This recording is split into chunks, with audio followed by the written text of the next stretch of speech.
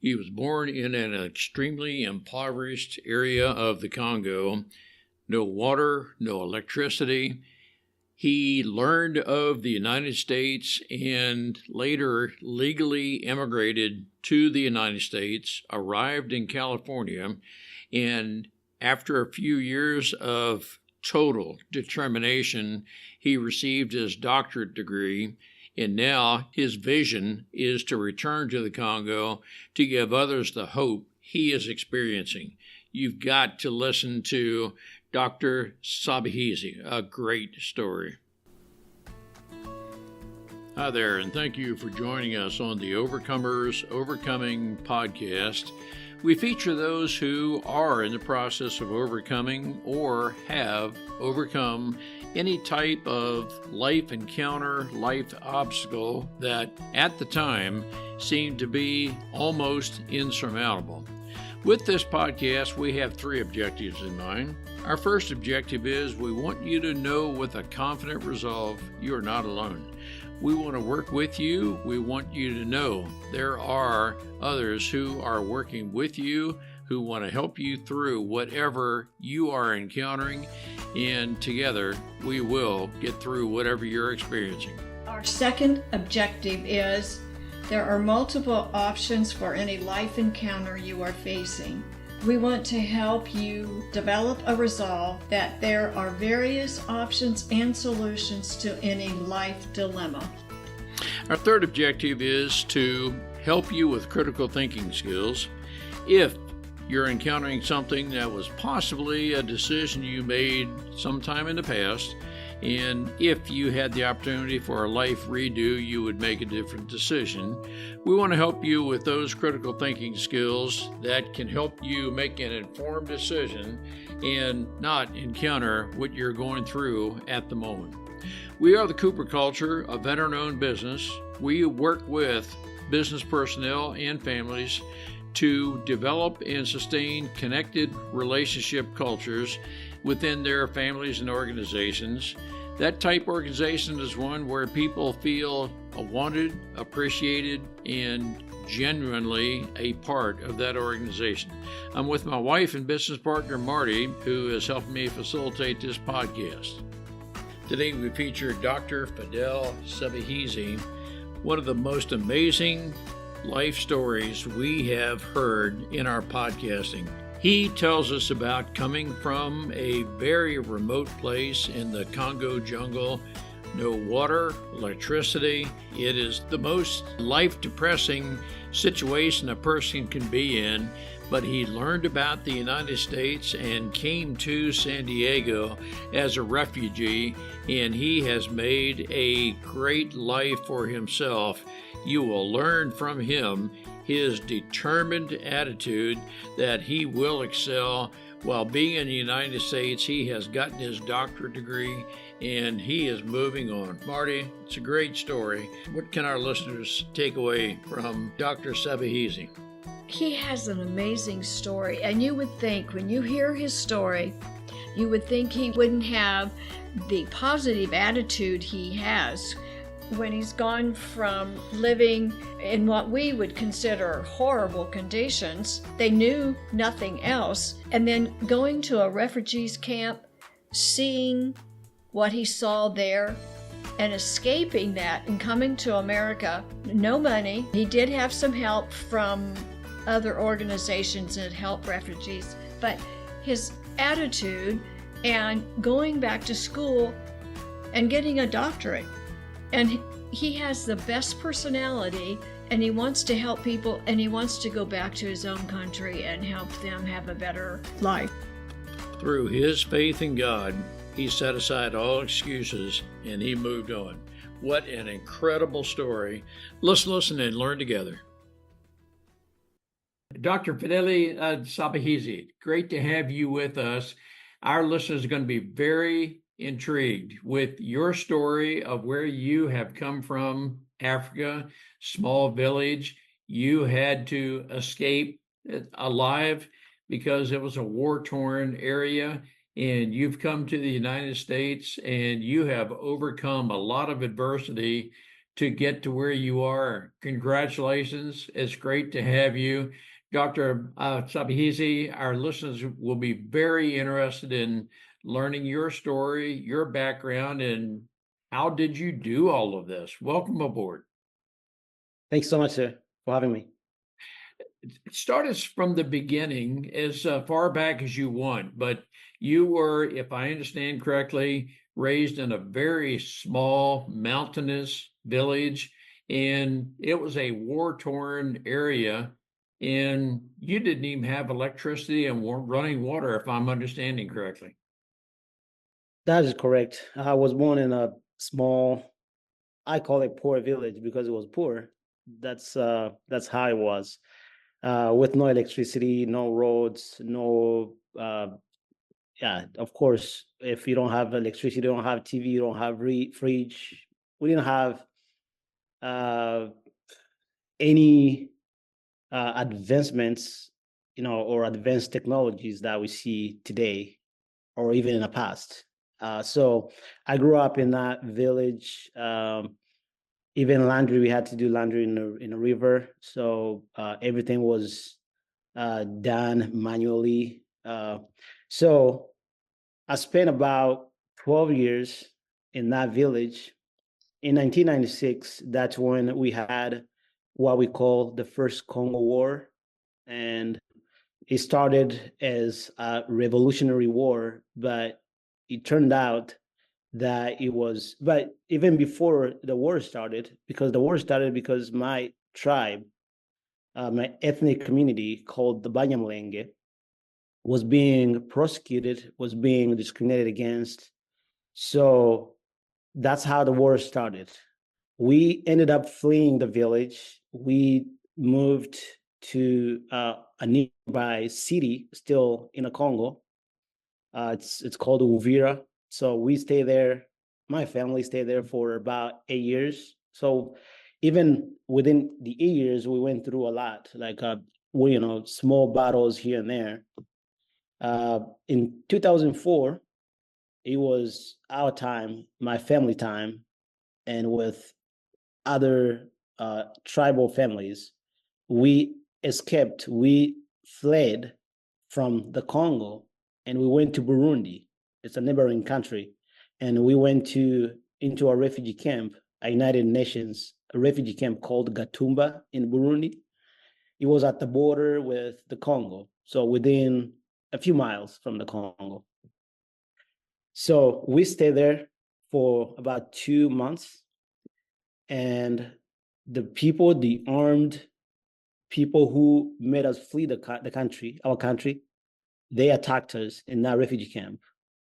They did whatever they wanted to do, killing, burning people alive for 2 hours, and ending up killing 166 refugees. So I was one of the fortunate refugees who escaped that attack. That's how I came to the United States. I didn't apply for a visa. Nobody within our group applied for the visa. So we found out that somebody had started the process to bring us to the Western nations, not only in the United States, but to other countries like Canada, Europe countries. That's how I ended up in San Diego, California in 2007. So at the time your visa was being processed, I'm assuming you didn't know a lot about the United States. You just knew, hey, I'm leaving here. That's the thing you wanted to do most. I remember in my history class, I think history or geography class, I learned about Mississippi River, but I didn't know where, I think I didn't know where Mississippi was. So at the time, like, it was just a class, it was just a lesson, a history lesson. So I didn't know about the United States, but I heard that we were going to the United States, and I was like, yeah, I think, I guess that is a great country. So Now, when you arrived in San Diego, were you accepted? Did the people just say, welcome aboard? It's good to have you with us? Or did you feel that there was some amount of separation, people did not accept you, anything like that? I felt disconnected culturally, but people welcomed me because so refugees, when they come to the United States, there are refugee agencies that are assigned to welcome refugees. So I went through that process, but I felt welcomed by the general population in San Diego. Very friendly people that somebody who had just escaped the attack in a refugee camp, or who grew up in a rough environment, rough life or livelihood, how it got, prosecuted by our own government and our fellow citizens. So I felt very welcome in San Diego. No, that is good to know. Yes. Now, some of the things that I think about is you can't exist very long without food. You have to have shelter, a house, Right. Right. somewhere to live. Was all that taken care of pretty much right away? Oh, yes. That was provided to us upon our arrival. So we had, you know, again, I think every beginning is rough. You don't get what you want. You don't get what you feel like you need, but you get something. You get a shelter. You get food.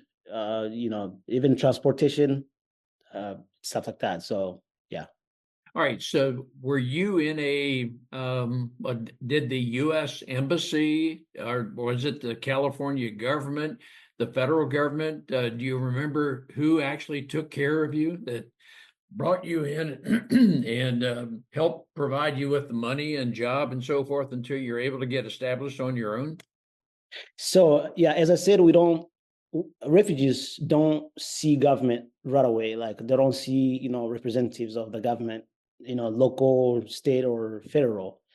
Everything is done through like a resettlement agency.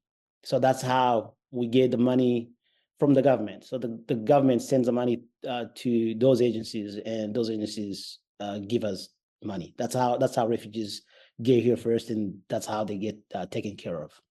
Now, let me ask you about that part. As you are likely very aware, some people who get to start like you did, the government pays your way. Some people become totally dependent on the government. I don't have to work and I'm willing to live even a very substandard life, but the money is coming in from the government. I'm going to believe, doctor, you did not want that life. You were not going to live that way at all. No, I left that way of living way early, because so what happened was I was given 8 months of assistance. So within the 8 month period, I that's when I went to school. That's when I started English as a second language classes, computer classes, pronunciation classes, reading classes, writing classes, just to make sure that at the end of the 8 month period, I wanted to make sure that I was able to stand on my own feet and go to work and start my life on my own. So after 8 months, I was not expecting to get any more aid from the government. So that's how it worked out. All right. Thinking back, do you know approximately how many other refugees came with you? And I have a reason for asking you that. So within our group from that refugee camp, all survivors, I think we were over 1,000, I think. All right. Now I'm curious, of the approximately 1,000 that came with you, how many would you guess did what you did, became as successful as you have been? You have a doctorate degree, you went through school, you found employment. What I'm hearing from you, what I'm sensing is you had the attitude, I will do whatever I have to do to make it in the United States. Oh yeah, that's right. I became the first survivor to obtain a doctorate degree.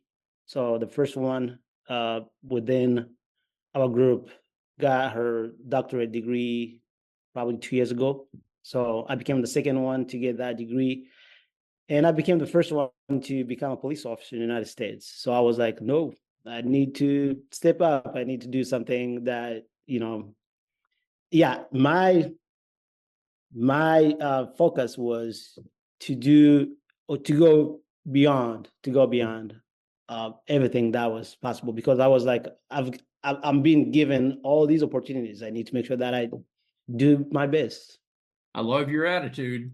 Now, I'm going to ask you, of the maybe 1,000 or so, would you say that you are very characteristic of the other 999, or were there some that did not have the attitude you have and they are a lot less than what you are? I'm just very curious. I would say so. So when refugees get to the United States, they tend to get stuck with just being on the bottom level of life. They tend just to go to uh, do just the basics. Cleaning jobs. They move from company to company.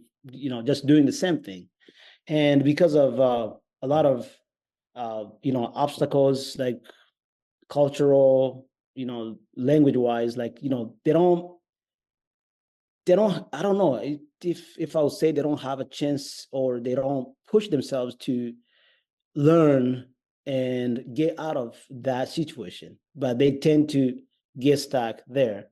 And yeah, they stay for forever, for many years. So I'm going to guess there were not very many. You are a part of a very small minority who have the desire to exceed. You will overcome anything, any challenge that's presented to you, and you may be a part of the top 2%. That's what I'm guessing, Doctor.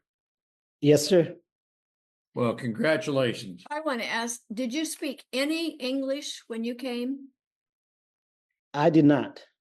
So when I first That's amazing. yeah, when I first started ESL classes in San Diego, I was in the same class with my dad, and my dad is now 80. So I was in the same class with him, starting with A, B, C, D. So after like 1 month, they moved me from that class. They were like, "Oh, yeah, you know, your learning skills. It's not for you to stay here in this first, degree. I mean, first level. So you need to move up." So that's how I started moving up, in classes. So, how many years was it from when you arrived in San Diego as a refugee until you became employed in the Abilene Police Department? So as I said, I came to San Diego, California in 2007. I stayed there for 8 years. In 2015, that's when I moved to Abilene, Texas. And in 2017, that's when I joined the Abilene Police Department. Until now, I'm still employed as a police officer here. So, while you were in San Diego for that almost 8 year period, you saved money, you did whatever you had to do to be able to have the money to move to Abilene. That's what I'm believing you did. Is that pretty much correct? Yeah, I moved to Abilene on my own, so I didn't need any assistance from anybody else. But I was lucky in San Diego to attend college, there for free. So I didn't pay for anything while I was in San Diego, All right. just through the You government program. Yes. all right. But you are a very gifted person that you learn quickly, you can adapt well. You've taken advantage of that to have a doctorate degree. And I think a part of this podcast, Doctor, is that you are an inspiration to other people, having come from a very difficult situation as a refugee, a war-torn area, and you took advantage of every opportunity in a very positive way of what you were given, and you had the determination. I believe that as a mindset. You had the determination that Yes, sir. you will achieve, and others who choose to do what you did can follow the path that you have inspired others to take, but some others made the decision that no, I don't want to, I can't, or something. I'm reading into this a very positive of who you are, Doctor. Yes, sir. I have received some positive feedback about me inspiring others to step up and do you know just get out of areas that they don't want to be. For example, I have a friend who is a survivor as well. Last time he told me that he went back to school just because he saw me, finishing degrees, degree after degree after degree, and then he decided he was like, guess what? This is my time to go back to school. So now he's in school. For you, is learning in the school environment, is that easy for you, or do you even today have to study a little bit harder than some people? I don't think so. I love school. I love studying. I remember back in San Diego, I was in an English class, and I was approached by I'm American born child, student. So he was like, why do you, why your essays look fantastic compared to ours? We were born here. English is our first language. How do you do that? I was like, I don't know. I didn't know anything to tell him. I was like, maybe it's a talent, it's a gift, maybe it's a God-given gift. I don't know. Well, I admire you for everything that you represent. And what is life now for you? You're no longer in the Abilene Police Department, is that correct? I'm still employed as Abilene Police Department officer right now. All right. So because I just obtained my PhD degree in May this year. So I studied. So I got my bachelor's degree, master's degree, and PhD degree while employed as Abilene Police Department as Abilene Police Officer in Abilene. So I did all my schooling while serving the Abilene community as a police officer. So I haven't moved out yet. I haven't, I'm still employed here as a police officer. So I'm still doing the same thing. I haven't switched it to anything yet. I want to know, how did you learn about Liberty University? I did it online. I went online, I Googled it, and I was looking for online PhD programs and in criminal justice, and that popped up, and I applied. And because he has 25% discount for law enforcement, so I was like, yeah, I gotta take advantage of that. But I'm believing in you. One of your attributes is one of many, is that I'm thinking back to where you used to be. No electricity, of course, no computers, no internet, nothing like that. You were born with an inherent inquisitive nature that no matter what it is, I'm going to learn more about it. I will sit here, I'll study it, I'll learn, I'll figure it out somehow, some way. Does that pretty well describe who you are? That is true. That is true. I did some assessments, maybe like character assessments, like how you take some assessments, find out who you are and why you like. Yeah. So one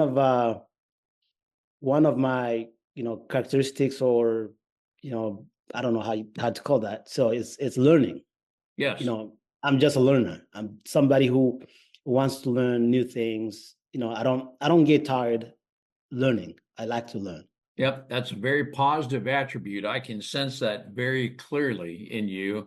And your PhD is in criminal justice. And I'm going to believe that you are the type of person, you have the mindset, no matter what you've done, I will learn, I will find you. And is that a part of who you are? Yes, that is correct.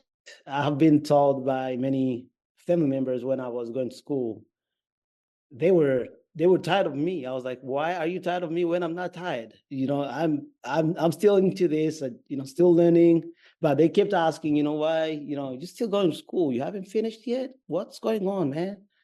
I was like, no. And then they waited, for a few years, and I will send them like a a picture of my graduation day. They'll be surprised. They'll, oh, you got a degree. And they waited again, a few hours. I mean, a few months. I mean, a few hours. I'm sorry, few years. They'll see another degree coming up. I was like, yeah, I'm still into this. I'm still learning. There's one time my sister told me, like, are you still going to school? I was like, yes. And then I asked her, I was like, are you tired of me going to school for so long? And she was like, man, you started school when you were back home in our village up to now. I was like, yes, I'm still alive. I'm still alive. I did keep learning. So But I tell you that is one of your very positive attributes from my perspective. You have a hunger to learn, and there's nothing that will keep you from learning. You are a very focused, determined person. That's my perception. And I want to ask, how did you learn to like country music? We love country music. And so okay. that is so different because nowadays I don't think country music is as popular as when we were younger. But what attracted you to country music? Yeah, even my oldest daughter gets surprised when, she got surprised when she first learned about me loving country music. I was like, because I'm not being racist, but when I say that I love country music, because they see country music as music for white people, you Uh-huh. know. And I've like, so I grew up listening to country type music, our traditional uh, religious songs were in country music. So Mhm. so I grew up singing or hearing those songs. So that's how I became a country music lover. What is the future for you, Dr. Sebahizi? As you are, and I'm going to believe you are probably the kind of person you're always looking 5, 10 years in advance. What can I do? And what do you see you doing maybe 5, 10 years sometime into the future? So my goal, my long-term goal, is to go back home and fix things. That's my ultimate goal. So I will do, you know, things here and there in the United States, maybe to get, more experience. Uh, you know, I like I like doing research. I hope, I mean, I plan to do more research on different topics, but my ultimate goal within maybe like let's say in 20 years, I see myself back home fixing things. All right. So Now, what? when I mean fixing things, to get things in the right order. Yes, you are. Your vision is to rebuild Burundi, if I pronounce that correctly, but No, rebuild Congo, Congo. The Congo. You Yes, want to make the help. You want to be a catalyst to help rebuild and make the Congo an affluent part of Africa. that's right. That's right. I will tell you, Doctor, I am looking forward to seeing you do that because, again, I see a determination in you that you are going to determine exactly how to do that. And do you picture yourself being an elected official, being the premier, prime minister of an area in Africa? So I don't know what the future uh, holds for me, but my hope is to go back and make Congo a better place. compared to how I left it, or compared to how it is right now. Even right now, uh, the war is still going on. The war has been going on for decades. It Yes. has not stopped. So I don't know what I'll be when I go back, but I just need to. I just want to find myself back there and help make the country better. And doctor, I know there are a lot of people who could say this life, the life back in the Congo, that's all I've ever known. So I don't know any different. I have no idea what it is to have running water, electricity, any money. That's all I've ever known. So I don't even know that there's anything better. I can picture you saying, no, we can change the culture to where we are no longer at war with each other. And oh, by the way, there are a lot of different things we can, who knows, we can improve the area agriculturally, whatever it is, to bring Yes. money into the area. You can live an affluent life. I am going to be, Dr. Sebahizi, am going to be a part of that influence to help you show a better way of life. That's what I see you doing. That's what I see myself doing as well. Wow. That is, I admire people like you, doctor, who have come from, it's far less than humble beginnings.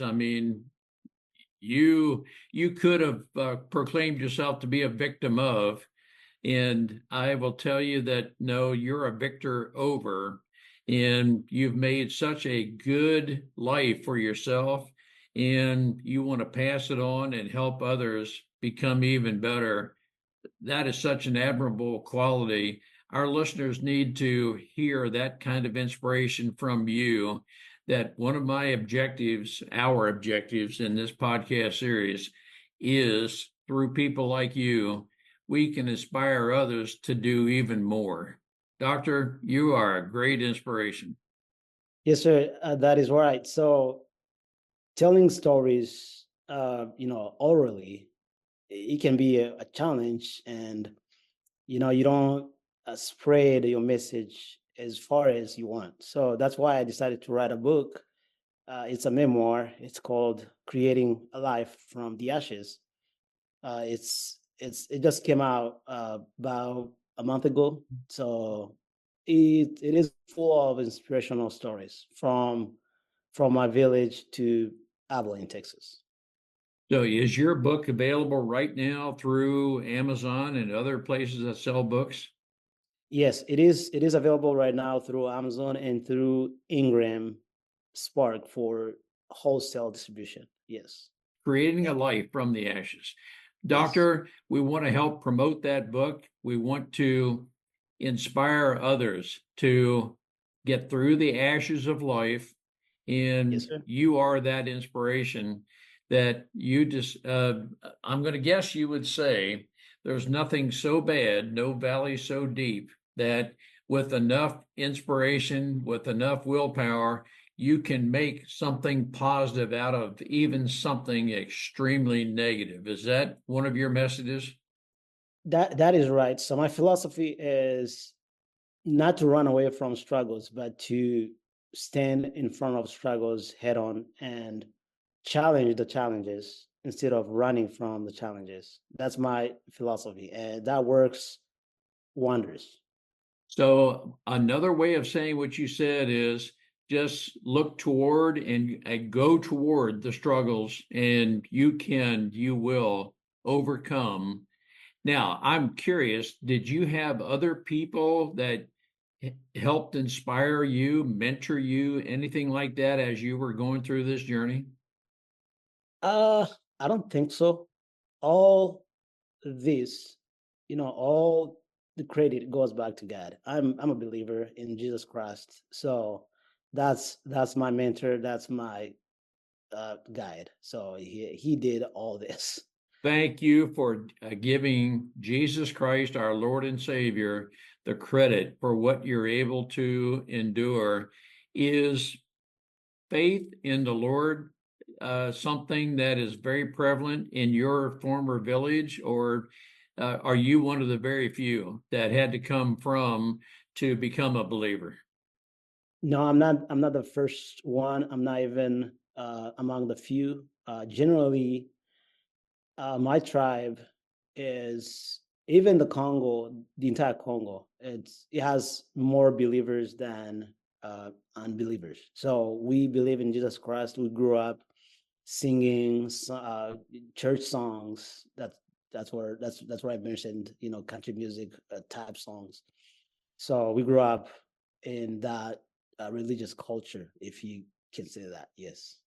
No, that is good to know, because I know there are some areas of Africa that to even express your faith, you could be ostracized, or even maybe We hated. even Yes. killed for that. Yeah. Yeah. That happens a lot. That thing happens in within the Muslim communities. That's where it happened. And in the Congo, we had a very few Muslim community.